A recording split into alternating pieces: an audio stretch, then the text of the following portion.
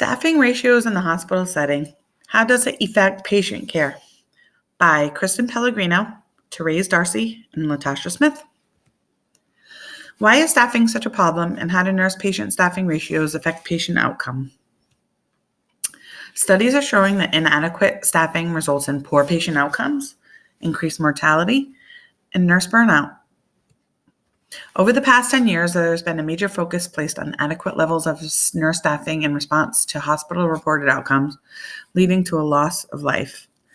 Nurse leaders are faced with the challenge of being responsible for the appropriate staffing of their units, maintaining patient satisfaction, and increasing positive outcomes with the NDNQI. We are going to discuss the relationship of staffing ratios in relation to nurse burnout, hospital-acquired infections, or HAIs, and mortality. Nurses are the biggest player in the games, so there has been an increase in research that focuses on staffing solutions, acuity versus nursing experience, and the relationship of poor outcomes and staffing. These studies have shown that there is a direct correlation between poor outcomes in relation to staffing ratios, and yet it continues to be a dilemma in the nursing community. Nurses understaffing and increased nurse workload have been associated with increased risk of adverse patient outcomes. For example, falls, pressure ulcers, medication administration errors, HAIs, self-extubations, and mortality. What are the common complaints from nursing regarding staffing? They complain that they don't have enough time to do the job, they are feeling overworked, not enough resources, and concerns with patient safety. There is additional pressure on nursing to improve patient satisfaction, prevent injury, provide care that produces positive outcomes. Appropriate nurse staffing is the key to success here. The following slide gives some examples of staffing tools used in an acute care setting that focus on the acuity of the patient. How sick are they? This is one by the Safe Ratios Saves Lives campaign, proposed federal RN to patient safe staffing ratios.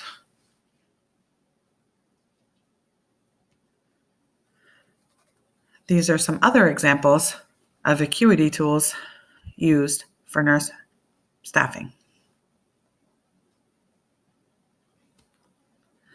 Acuity-based staffing. Acuity is defined as the intensity of nursing care required by a patient. Use of acuity-based staffing tool can help. Ensures staffing levels to provide quality care. Improves efficiencies to better distribute the workload. Reduces patient wait times. Improves patient and nurse satisfaction. These tools should be unit specific. Some examples include the acuity tool for patients with cancer and the ESI, or Emergency Severity Index, which was listed on the page previous. Is there an association between staffing ratios and HAIs? Let's face it, our patients are getting sicker. There has been an increase in research on staffing ratios and the risk of a nosocomial infection in the inpatient population. What is a HAI, or hospital-acquired infection? Nosocomial infections, or healthcare-associated infections, occur when a person develops an infection during their time at a hospital. So how does acuity and staffing make a patient more at risk for a nosocomial infection? Well, research has shown a direct linking invasive devices such as Foley catheters and central lines and clinical practice to hospital-acquired infections. Nurse-patient ratios and hour of nursing care per patient days are directly associated with HAIs. Nurses are reporting that they do not have the time to do basic tasks that they are trained to perform to prevent infection. Examples of those basic tasks could be indwelling catheter care, central line care, turning patients to prevent skin breakdown, oral mouth care, toileting, and proper wound care. Nurses are consistently asked to do more with less. The prevention of HAIs directly relates to recognizing a delay in care or missed tasks due to the lack of resources, unexpected rise in acuity, and level of staffing. So why are we putting our patients at risk, and why are we putting so much stress on nursing? We're starting to see an increase in nurse burnout. What is burnout syndrome?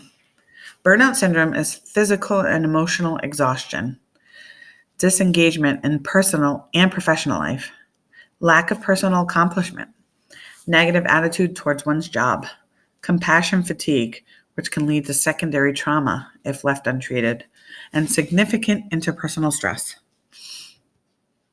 How short staffing affects nurse burnout? Higher nurse to patient ratios lead to nurse burnout, for sure.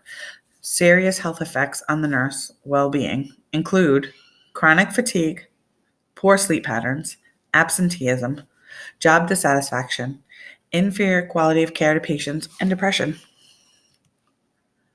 Strategies to prevent nurse burnout include positive peer relationships, strong personal support system, rejuvenating activities or hobbies such as yoga, exercise, or meditation, appropriate and sustainable workload, appropriate nurse-patient ratio, fair treatment, positive feedback, participation in decision-making, meaningful work, and respect.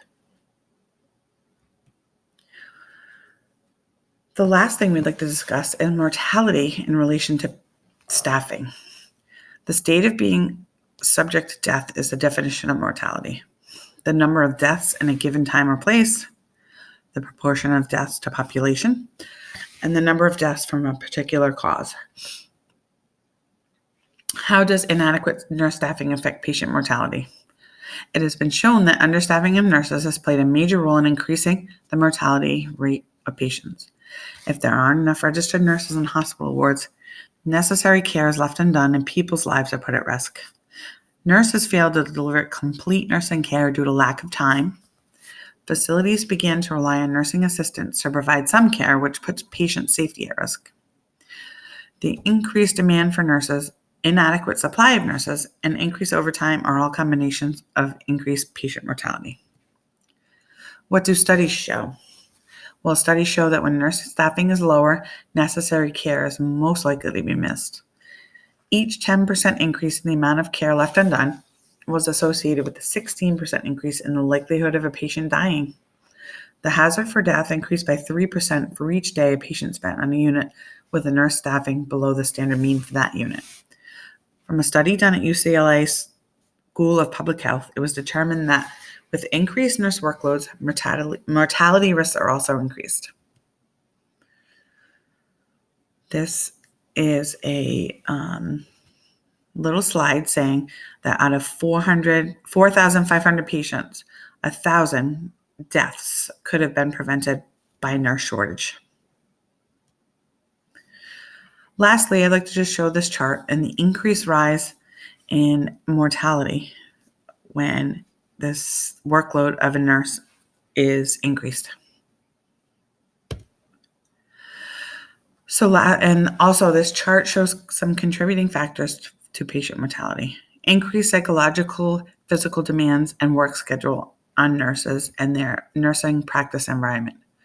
So some things a facility can do to improve this would be better teaching status, mix up the skill mix, and better staffing would increase mortality and decrease complications and patient outcomes.